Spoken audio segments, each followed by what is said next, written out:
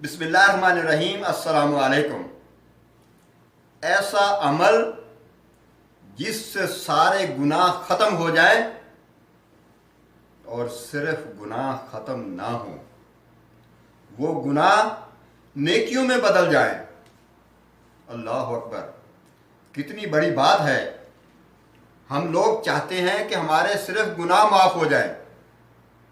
हम इस कोशिश में लगे रहते हैं कि किसी तरीके भी हमारे गुनाह माफ़ हो जाएं।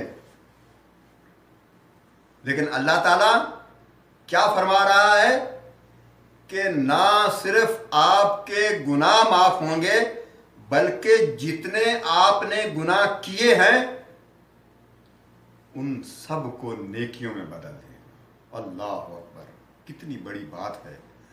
ये कितना बड़ा एजाज़ है एक मुसलमान का कि वो गलतियां करता रहता है, गुनाह करता रहता है, लेकिन जब वो अल्लाह के दरबार पे आकर अपनी पेशानी को झुका देता है तो अल्लाह उसे मायूस लौटाता नहीं है।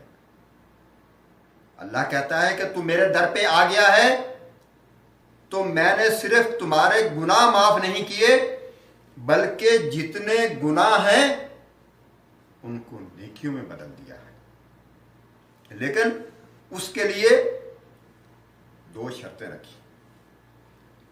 दो शर्तें पूरी करना बहुत जरूरी है, तब जाकर ये प्राइस हमें मिलेगा। सबसे पहली शर्त है कि गुनहगार सच्चे दिल से तौबा करे। ये बहुत जरूरी है।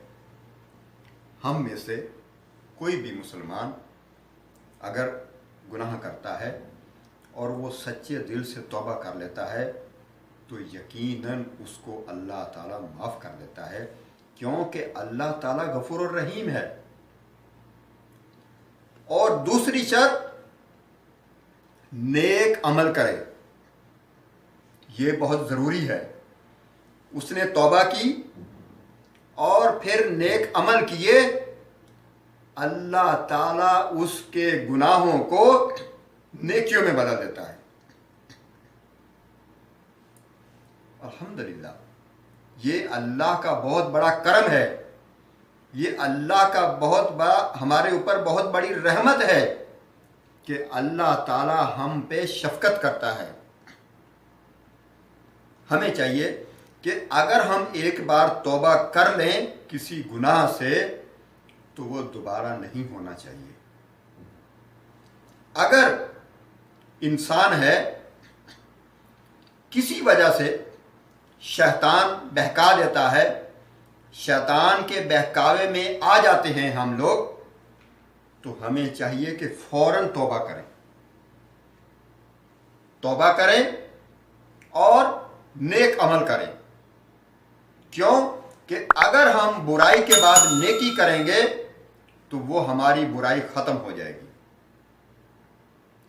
इसलिए अगर हम कभी भी शैतान के बहकावे में आ जाएं और रास्ता भूल जाएं, भटके से कोई गुनाह कर बैठे, तो फौरन अल्लाह की तरफ लौटें और अल्लाह से माफ़ी मांगें और नेक अमल करें।